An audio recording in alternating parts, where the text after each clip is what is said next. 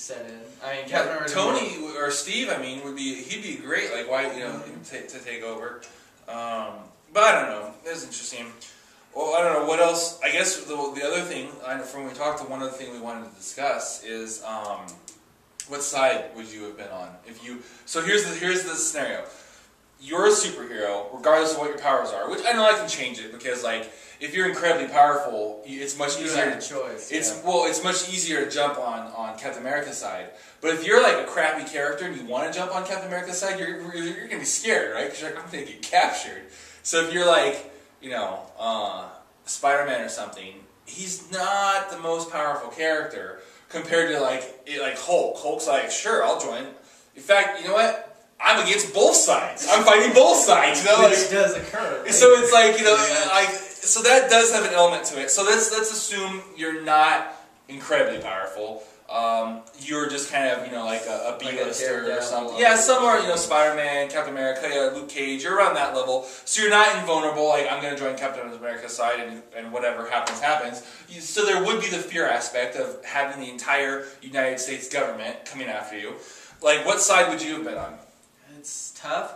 I have to say, I would pick Cap's, or the anti-registration, just because of the fact that it's more which cause, or less which cause you believe in, as much as which leader do you believe in following, or which one would you follow into battle more. And when it comes down to, I'd rather have Captain America, the Punisher, Luke Cage, and Daredevil and Cable on my side than I would Iron Man and Miss Marvel, just because, See, I'm a big Tony fan, though. Maybe I should give this to you, but, like, I would be up there with Spider-Man, like, when Spider-Man is, like, thinking about, like, how much you could learn from Tony, which I'm not a science guy like that, but, like, no, I get your point. Spider-Man needs to get over his, like, father figure thing. So I understand your point, and if it came down to picking a team, I would agree, but when it comes down to going against the government, I would disagree, because to me it is more about the ideal.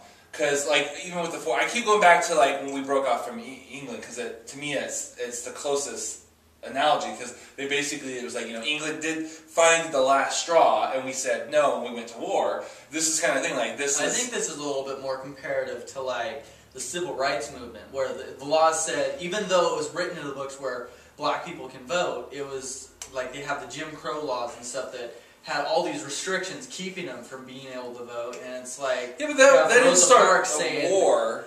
No, this is my seat on the bus. You go sit in the back if you want to, or you can stand. Yeah, well, I know. Okay, so my point is with that though is like, yeah, normally if it was picking a team, I'd agree. Like, like I would much I would much pick like the second best team over the best team if they had a better leader. Like, like for your point of view, like if there's two Avengers teams, which most throughout history there has, Avengers East, Avengers West Coast, the Secret Avengers, the New Avengers, and a lot of times there's been two. So like, yeah, if Tony's leading one Avengers group and Captain America's leading the other, you're like, oh, well, I prefer, you're like, oh, I think that Tony's a much better, or not Tony, Steve Rogers, Captain America, is a much better leader. So even though his group is more of just a bunch of superheroes together, and then the other group is, funded and more organized, and you have a salary, I'm going to join because he's a better leader. That I understand. When it comes to this is different though, because I think there's much more of a moral part to it. This is much more of like, it's beyond just, oh, I like you as a leader, because it doesn't matter how much you like someone as a leader. If they're doing something that goes against your beliefs or something like that, you can't follow them. Otherwise, because that's not. So here's my thing, right? I disagree with and I've thought a lot about this. Probably more than I really should have, because it's kind of a waste of time. So I have to admit, I've probably more than I should have. I should be thinking about more important things, but that's the whole point of Geek Church, is these things, right? Thinking about things that are a complete waste of time. Complete waste of time. But then how they apply back in life. Yeah. So here's my take on it. I completely disagree with the Registration Act. So I don't agree with it. I think it's an invasion of privacy. I'm much more for smaller government than big government. Like you go back to even like the first half dozen presidents, and that was like a big debate of how big should government be. I believe that government's gotten too big. I think that it should be more for the people, to help the people, and less of like to control the people, and it's really become to control the people.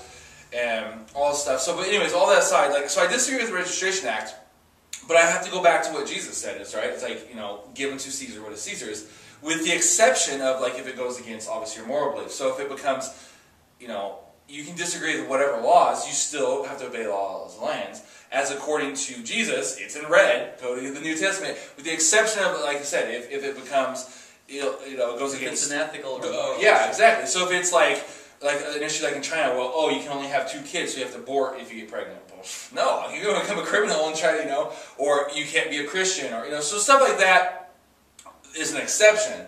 But this is not that. This is not the exception. So I would feel obligated to register, because even though I disagree with it, I would feel, just like, I remember when I first found out about, like, when I was turning 18, that I had to, like, register a social service, or selective services. I was like, that's crap. What are you talking about? There's not even a draft anymore. Why do I even have to register? There is a draft. It's not no, it's not. They have to reinstate it. They can reinstate it, but as of right now, the draft is inactive. They can't use it. They'd have to actually pass a bill to be, or maybe not a bill, but it's not so, like, the president can't just reinstate the draft. It would have to, they stopped it, and it would have to go through the government channels. So I'm like, this is retarded. And of course I was young, and I didn't like the idea of, like, and it was around the time of the war, so I was like, everyone was worried that, like, you were going to get sucked in and draft, like, they were going to bring the draft back and get in. I'm like, I was like, but I did it because I didn't like it, but I did it because it was, it was the law. I didn't go against my moral beliefs or anything.